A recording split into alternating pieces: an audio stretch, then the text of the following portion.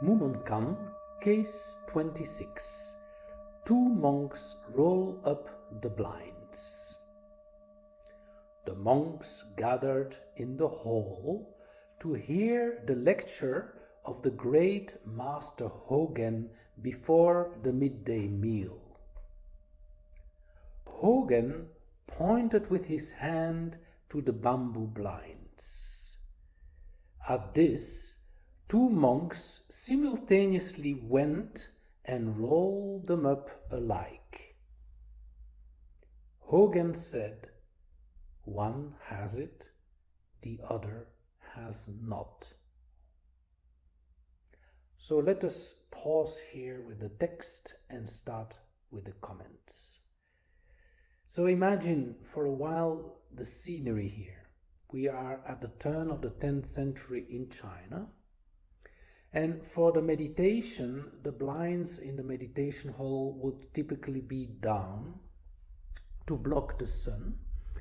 And when it is time for a lecture, one would have them raised.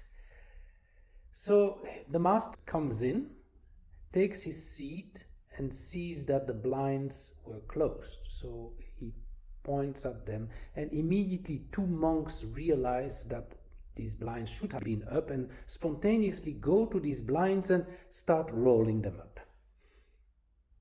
And at that, Hogen then is throwing a challenge out to the room when he says, "One has it, the other has not."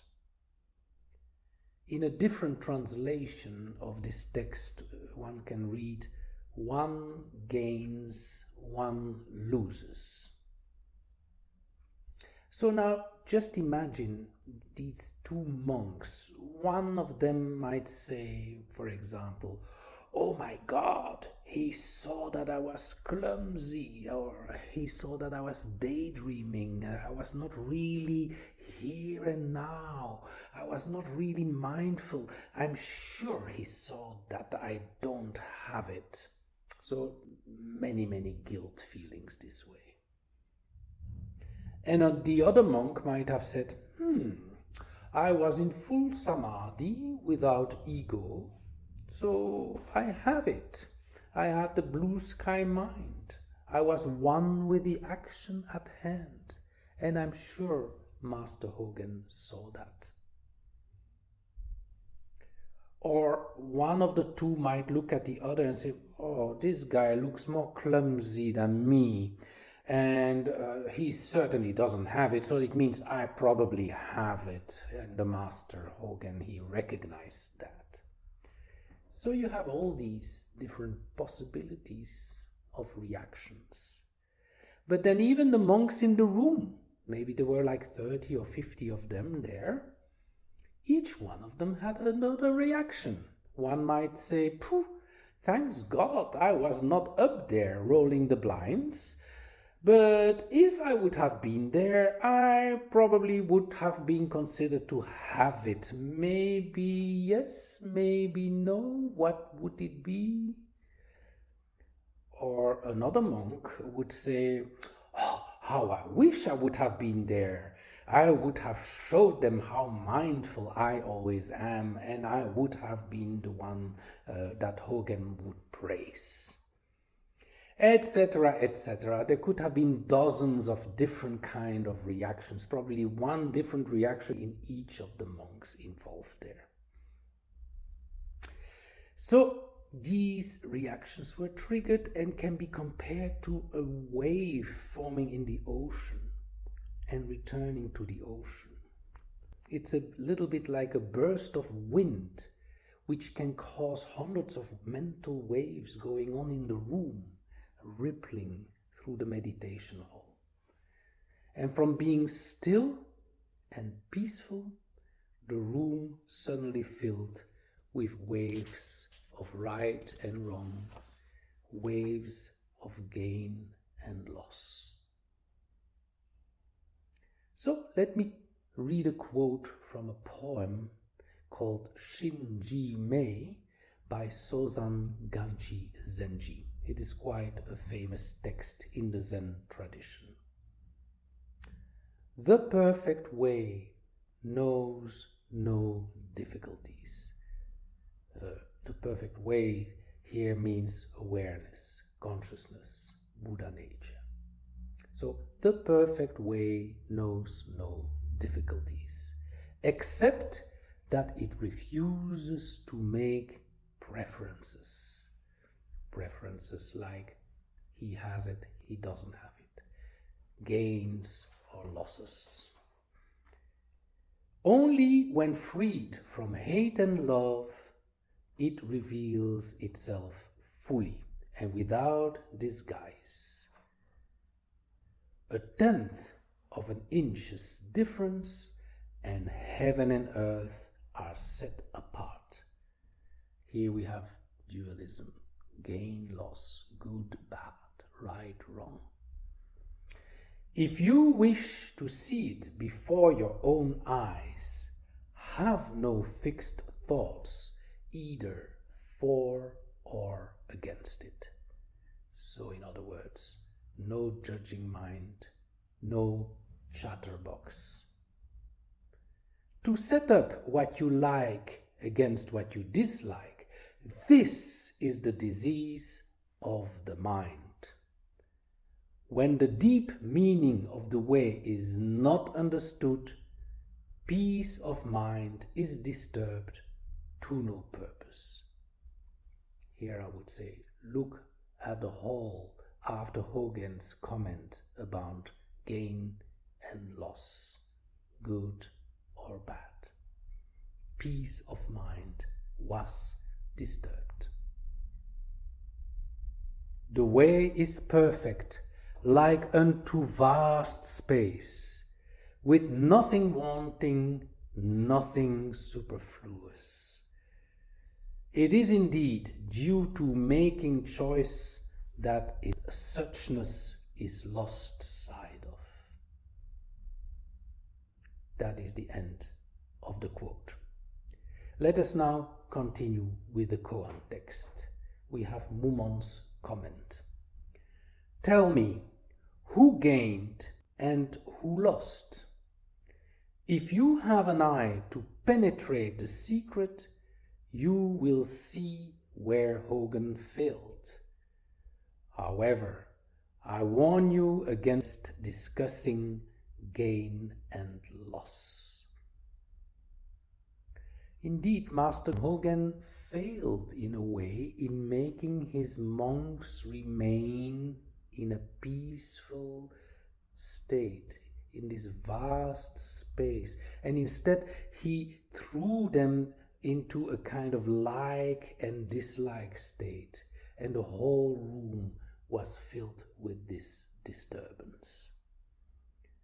But that said, Zen masters often throw a challenge into the room, and they do so to shake up the monks, to make them see their errors and to show how fragile their samadhi states still are. And in that way, Hogan was in fact not wrong at all. Mumon's verse. While rolling up the blinds, bright clarity penetrates the great empty space. Yet, quote-unquote, great empty space does not match the principle of the Zen tradition. It is far better to throw away emptiness and everything else completely. Then all will be so lucid and perfect that even the wind does not pass through. End of verse. This verse, in fact, it changes a little bit the focus from the two monks that were there to the blinds themselves. And it compares the closed and open blinds with our minds, in one case cluttered with daydreams, which correspond to the closed blinds, with a blue sky mind, the open blinds. And when the blinds open, this blue sky mind appears. It's like samadhi, which often appears during meditation. But who is it that gains, is the question. And when the blinds close, then it's like we go back to our cluttered mind, full of daydreams. But here, does one really lose? And again the question then, who is it that loses? So the verse asks us to throw out space-like sky, consciousness, or beautiful samadhi. Throw it all away, all notions. Now, some of you may have experienced samadhi, like maybe during meditation it happened to you for a few seconds or for a few minutes, or while you were walking in nature it may have happened to you. Suddenly you felt the big sky, the big blue sky. Or during a religious practice it could have happened to you. Or while dancing it may have happened to you. It can happen to you in any moment. But even if it never happened to you, no problem, because the verse actually tells here, throw it all away. Don't get attached to it. Because the problem with these beautiful states is exactly that they are subtle states. It's just a state of blue sky. And like each state, it comes and it goes. We try to attain it then, once we have it. We try to prolong it. And we hope that one day it will last forever. But will it ever last forever? That's the question. And let's face it, keeping the blind closed, you are still aware of your daydreams, of your duality. And keeping the blinds opened, you're also still aware then of blue sky, of samadhi.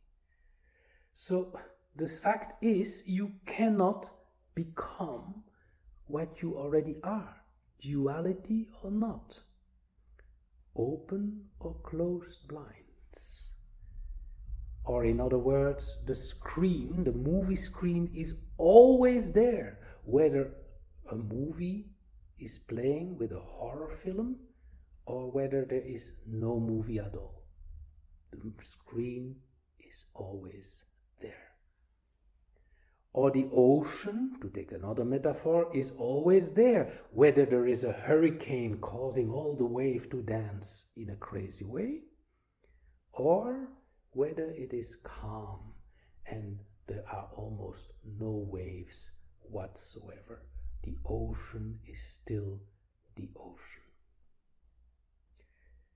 And even a day when we are really lost in duality, and when we fall on the ground with our face in the mud, even at that moment we are still aware presence. And the same can be said in a day where we are all blue sky, loving, openness. It's not the teaching is said here, it's just a state as well. And we are aware at that moment, but not more or less aware than in the previous example, where we were with our face in the mud.